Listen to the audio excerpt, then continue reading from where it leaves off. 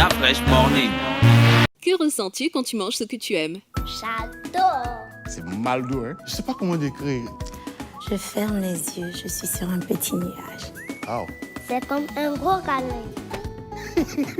C'est un peu comme une histoire d'amour, si tu veux. Ouais, ça fait du bien en fait. Et toi? Princesse Tati, un sucre issu des meilleurs champs de canne de chez nous. Profitez dès aujourd'hui des nouveaux emballages Princesse Tati dans vos points de vente habituels. Princesse Tati? Le grand sucre. Des petits bonheurs. La Fresh Morning. René Ruth, bonjour. Bonjour Dafresh, bonjour Comment tu Gina, vas? bonjour à vous, chers auditeurs. Je vais très bien et Tu as toi? passé un bon week-end? Oui, j'ai passé un très Tu as fait très quoi bon le week-end. week-end? Donc, Tu as joué au basket? non, je joue pas. Tu as joué au Je foot? joue pas au basket, je joue pas au foot, non du tout. J'étais avec ma sœur qui a reçu des gens à la maison, donc au restaurant, elle a préparé, puis j'étais... Au restaurant? Oui, au restaurant. Donc, on a respecté les gestes barrières, ne t'inquiète pas. C'était le samedi et dimanche, Elle a donc je l'ai préparé quoi? aidé. Elle a fait 4 marmites. Donc, il y avait le dongo-dongo, il y avait le bouillon de crabe. Oui, mais la fraîche. Je mange pas ça. Mais tu n'as jamais goûté, tu sais pas Je ce que ne tu... mange pas ça, c'est pas une affaire de Attends, goûter ou est-ce pas que tu Il y goûter. as avait le déjà... bouillon des crabes, il y avait quoi? Oui, il n'a même jamais goûté, il dit qu'il n'aime pas. J'aime Donc, il y pas. avait le bouillon C'est de pas crabe. que je n'aime pas, j'aime, mais je mange pas ça, sinon je vomis. Excuse-moi. Le dongo-dongo, le bouillon de crabe, bouillon de Et dans le tripe, bouillon de et puis crabe, vous des- avez encore mis le dongo Et dongo. non, Le bouillon des tripes et puis...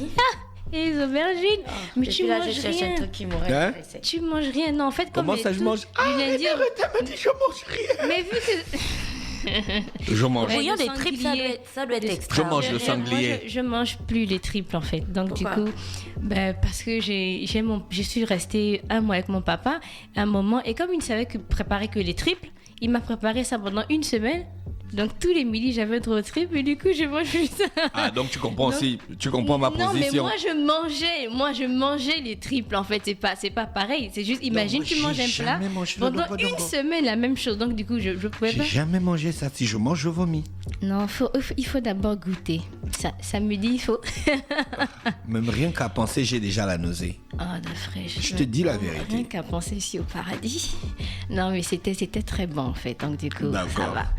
Donc, tu as mangé du dongo-dongo. Oui, du dongo. Tu n'as pas joué au foot, tu n'as pas joué au basket. Je sais pas jouer au foot, je sais pas jouer au basket, donc du coup, je connais pas les règles et tout ça là, non, je peux pas. Je connais, mais j'ai pas regardé les films aussi, juste un documentaire, donc sur les personnes aux États-Unis en fait, tu sais qu'ils aiment beaucoup le loto, donc ils ont fait un documentaire sur les personnes qui ont gagné Gagné au en fait il y a loto. 5, 10 ans, 15 ans, il y a d'autres qui ont investi, et il y a certains qui ont tout dépensé en fait, à un point ils sont retournés encore chez les parents en fait, parce que là-bas il n'y a pas de suivi. En France ils disent que quand tu gagnes au loto par exemple, si c'est une grande somme, il y a quelqu'un qui te suit en fait, il sait que bon, tu n'es peut-être pas habitué à avoir 600 millions ou 1 milliard, donc on va mettre 1 ou 2 personnes pour te suivre, pour que tu dépenses bien ton argent et tout. Mais aux États-Unis, dès que tu as gagné, c'est ton argent, tu fais ce que tu veux, et après tu as des gens qui ont gagné 20 millions de dollars, et au bout de quelques années il a tout terminé, il est devenu maintenant accro à la drogue, accro à X, accro à Y, il a fait faillite, il est retourné chez les parents. Après on a suivi ces personnes psychologiquement, parce qu'il y a certains qui ont pété les câbles, parce qu'ils se disent que mais à un moment j'étais millionnaire, comment j'arrive à un point là où je n'arrive plus à m'acheter un morceau de pain. Et c'était vraiment intéressant. D'accord, ok. Ce matin, on va parler de quoi? On va parler des interdits qui visent le comportement en société. D'accord. C'est tiré Donc, de quelle œuvre? Si tiré des usages contemporains des totems au Gabon, en fait, je lis maintenant beaucoup de mémoires, en fait. Donc, c'est tiré des usages contemporains des totems au Gabon, donc cas de la population Ndébi. Donc, il a carrément étudié les totems chez les Ndébi. Il a fait tout un rapport dessus de Osua de Mbamba Mitamba. Donc, qui a écrit cela. Donc, on va commencer. On sait que le comportement des humains face à la nature n'est pas toujours facile à comprendre, surtout lorsqu'on a affaire à une société totémique. Dans la société Ndébi, donc la présence des interdits empêche à l'individu de disposer de la nature à sa guise, parce qu'il y a des valeurs traditionnelles, il y a des codes en fait qui on va dire restreignent la liberté d'agir, à utiliser des animaux, des plantes par n'importe qui ou encore n'importe comment. Donc il y a un classement de ces défenses qui nous montre que l'existence des interdits, on va dire, du groupe social envers gèrent les totems d'une part et d'autre part qui régissent le comportement à l'intérieur du groupe social dont les individus partagent le même clan. Donc on va dire le premier cas des prohibitions totémiques, c'est-à-dire les interdits d'évitement, vise l'attitude des individus envers une série naturelle. Donc face aux totems animaux, aux totems végétaux, la société Nzebi adopte un comportement qui n'autorise pas de contact entre les groupes sociaux ainsi que les espèces sacrées.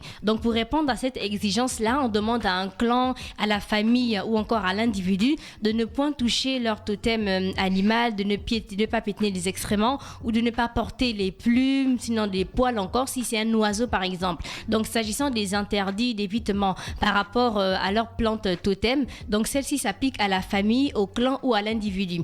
Par exemple, lors de la naissance ou encore la circoncision des enfants garçons, on prend le bout du prépuce, on le met dans un pot, on va le cacher par exemple sous une plante. Et cette plante-là sera interdite aux enfants ainsi qu'aux personnes adultes qui sont passées par l'étape de la circoncision. Donc ils ne doivent pas approcher ou toucher la plante pour éviter certains maux comme la faiblesse sexuelle ou encore de certaines maladies. Donc par l'évitement, la personne se protège aussi du mauvais sort, de la maladie, de la malchance, de la mort qui la guette s'il lui arrive de toucher, de piétiner ou encore de porter une partie de l'espèce prohibée. Donc les interdits d'évitement des totems sont assez nombreux et ils concernent tout particulièrement tous les animaux totémiques, claniques, et les autres totems sont concernés à des degrés divers. Si dans un premier temps, les prohibitions n'autorisent pas de contact entre l'individu et le totem, il est préconisé à l'individu de n'avoir aucun contact direct avec l'animal ou encore avec la plante de façon permanente. Et il faut aussi dire que les interdits comportementaux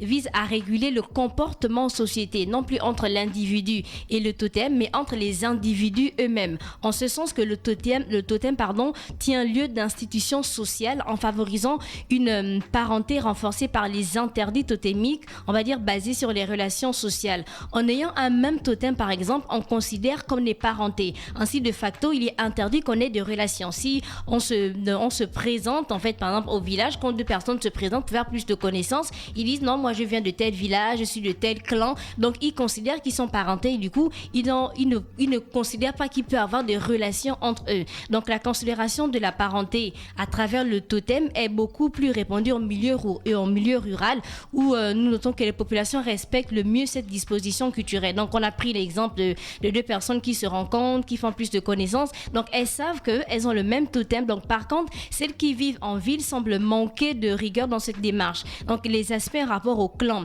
et aussi au totem ne sont pas toujours abordés par les personnes qui habitent en ville. On voit mal deux personnes qui se rencontrent, par exemple, à montagne, se dire oui, moi je suis de tel village, j'appartiens à tel clan. Mais par contre, au village, on se présente plus, ou bien dans les cérémonies, on voit que dans les mariages, on présente la mariée en commençant par son arbre généalogique, on va dire son clan. Si on aperçoit qu'ils ont par exemple le même clan, ils viennent du même village, là on considère qu'ils sont parentés, donc du coup on considère que c'est de l'inceste. Donc on arrête le mariage, ou encore s'il peut avoir certaines actes qu'on peut poser pour continuer la cérémonie. Donc dans ces conditions-là, le manque de considération de totem par ceux qui sont en milieu urbain amène les individus à ne pas respecter la parenté basée sur le lien totémique. Si moi je ne connais pas mon clan, je ne sais pas que pour me présenter par exemple, il faut dire mon clan, il faut dire d'où je viens, je ne vais pas considérer que celui qui est par exemple en face de moi c'est mon parent, et là on peut dire que c'est considéré comme de l'inceste pour certains. Donc c'est pourquoi par ignorance en ville, un homme et une femme qui ont le même totem, donc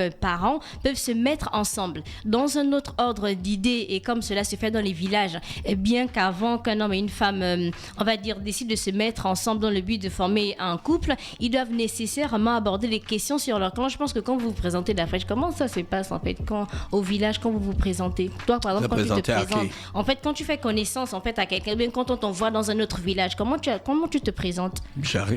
Ça dépend du village où on m'envoie. Si c'est un village qui a un rapport avec ma famille maternelle, je me présente selon ma famille maternelle. Je vais par exemple dire que je suis tel.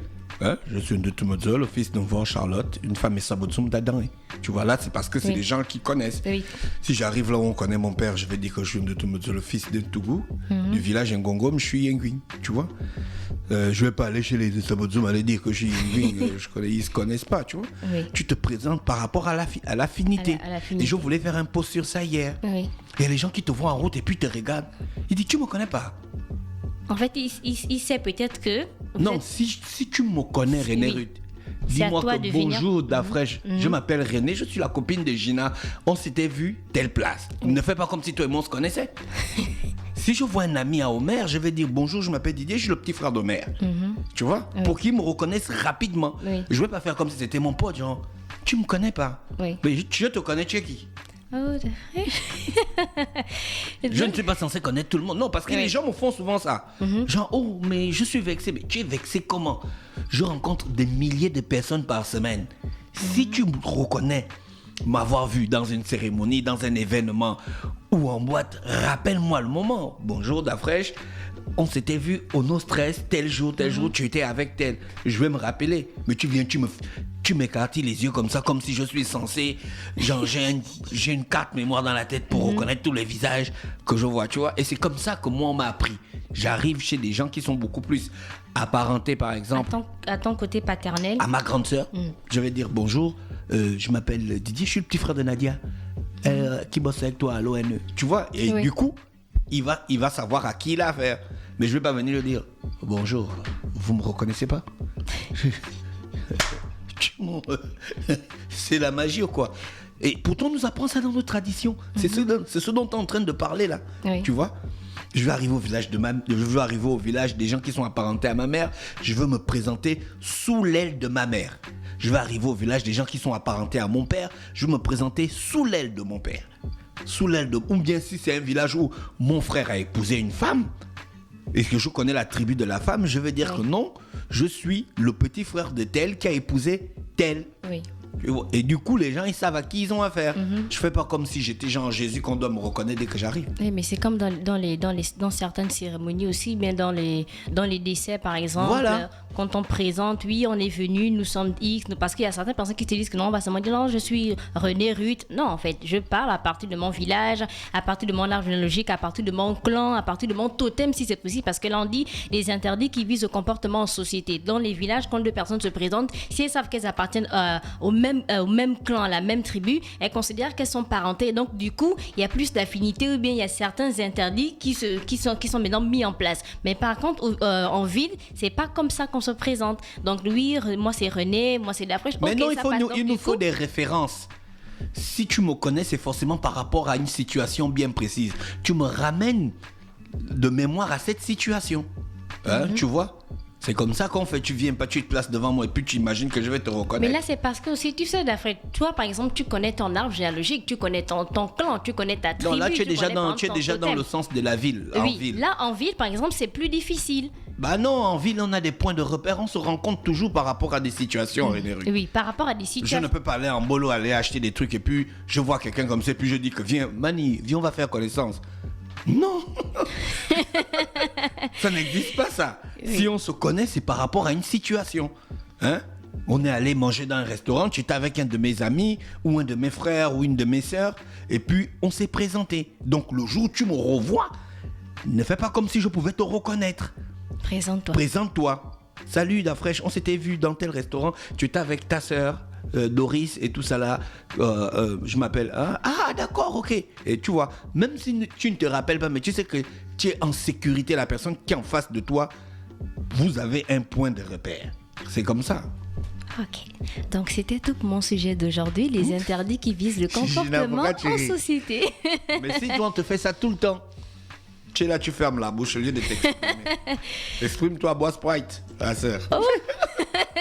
Prends du sucre. Prends du sucre. tu veux du Doi Pack? Merci René Ruth qui est avec nous ce matin dans le Dafresh Morning. Dans quelques minutes, l'horoscope des auditeurs. On va en musique avec BGMF.